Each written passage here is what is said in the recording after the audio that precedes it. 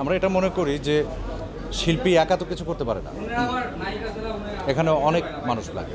সেজন্য আমরা বলি যে শিল্পীর রাজনীতিবিদ বন্ধু থাকবে, সাংবাদিক বন্ধু থাকবে, কবি বন্ধু থাকবে, পেইন্টার বন্ধু থাকবে, বিভিন্ন পেশার সংস্কৃতি অঙ্গনে যারা কাজ করেন তাদের সবার সাথে একটা সম্পর্ক শিল্পীদের থাকা উচিত। এজিএমের সারাংশ তো হয় যে গত 1 বছর ধরে যে কাজগুলো হয়েছে সেগুলো বর্ণনা করা হয় এবং সদস্যরা সেটার অনুমোদন দেন।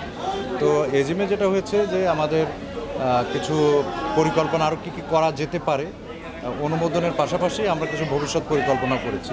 ইতিমধ্যে আমরা একটা স্বপ্নের জায়গা পৌঁছাচ্ছি, সেটা হচ্ছে শিল্পীদের জন্য একটা স্থায়ী জায়গা, যেখানে শিল্পীদের রিক্রিয়েশন সেন্টার বা শিল্পীদের চর্চার জায়গা এবং শিল্পীদের গুণগত মান উন্নয়নের জন্য প্রশিক্ষণ কেন্দ্র সব কিছু মিলে একটা কমপ্লেক্স করার ভাবনা আমাদের এসেছে। সেটা হয়তো আমরা আশা করি অচিরেই শেষ করতে পারব। আপত্তি ছিল যেমন আমরা এখনও শুটিং টাইমটা নির্ধারণ করতে পারিনি, যেটা মানে খুবই আমাদের শিল্পী কলাকুশলীরা, শুধু শিল্পী না কলাকুশলীদেরও যেটা অনেক কষ্ট হয় 16 ঘন্টা 17 ঘন্টা 18 ঘন্টা কাজ করা। তো এটা আমাদের এই প্রচেষ্টাটাও থাকবে যে কি করে এটা 8-10 ঘন্টার মধ্যে কর্মঘণ্টা নিয়ে আসা যায়। তো তার জন্য আমরা ডিরেক্টরস গিল্ড, প্রডিউসার অ্যাসোসিয়েশন তাদের সাথে বসেছি।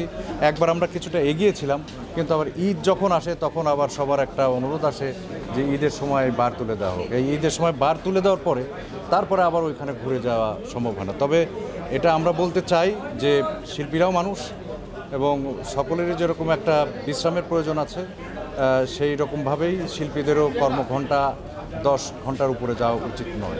আমরা তো সংগঠন, আমরা কিছু কর্মপরিকল্পনা করতে পারি যাতে করে সবার শিল্পীর নিরাপত্তা, শিল্পীর মানে প্রফেশনাল মানে সেফটি যেটা এবং কর্মপরিবেশ যেটা সেটা সুন্দর রাখা এবং শিল্পীর সামাজিক মর্যাদা বৃদ্ধি করা, এগুলো নিয়ে আমাদের কাজ করা। তো তাতে আমরা যেগুলো করি যে বিভিন্ন সময় বিভিন্ন রকমের আমরা কর্মসূচি নেই, আমরা ত্রৈমাসিক আড্ডার আয়োজন করি, আমরা বিভিন্ন পেশার মানুষের সাথেও আমরা সংযোগ করার চেষ্টা করি। এখন যারা হয়তো এরকম ঘটনার মধ্যে জড়িয়ে পড়েন হঠাৎ করে, তারা তারপরে হয়তো বুঝতে পারেন যে এটা একটা বাজে বিষয়ের মধ্যে জড়িয়ে পড়েছেন, তখন আবার সেটা আমরা আমাদের কাছে আসলে বা আমাদের পরামর্শ চাইলে আমরা সেখানে সর্বাত্ম চেষ্টা করি যাতে করে সেই সমস্যার সমাধান হয় এবং আমাদের প্রধান কাজ যেটা থাকবে যে দর্শকের কাছে যাতে করে শিল্পীর সম্মানটা অক্ষুণ্ণ থাকে। আমরা এটা মনে করি যে শিল্পী একা তো কিছু করতে পারে না, এখানে অনেক মানুষ লাগে। সেজন্য আমরা বলি যে শিল্পীর রাজনীতিবিদ বন্ধু থাকবে, সাংবাদিক বন্ধু থাকবে, কবি বন্ধু থাকবে, পেইন্টার বন্ধু থাকবে, বিভিন্ন পেশার সংস্কৃতি অঙ্গনে যারা কাজ করেন তাদের সবার সাথে একটা সম্পর্ক শিল্পীদের থাকা উচিত। সেই জন্য আমরা সাংগঠনিকভাবে কিছু ব্রিজ লাইন তৈরি করবো। আজকে যেমন যে আমরা এর আগে যেমন সাংবাদিকদের সাথে সাংবাদিক সংযোগ আমরা একটা বৈঠক করেছি, আমরা অনেক পরামর্শ পেয়েছি, আমরাও পরামর্শ দিয়েছি। আজকে যেটা হচ্ছে যে আজকে কিন্তু আমরা শুধু অভিনয় শিল্পীর নয়, অভিনয় শিল্পীর পাশাপাশি প্রডিউসার, ডিরেক্টর, সাংবাদিক সবাইকে আমরা আমন্ত্রণ জানিয়েছি যাতে করে একটা ব্রিজ লাইন তৈরি হয়।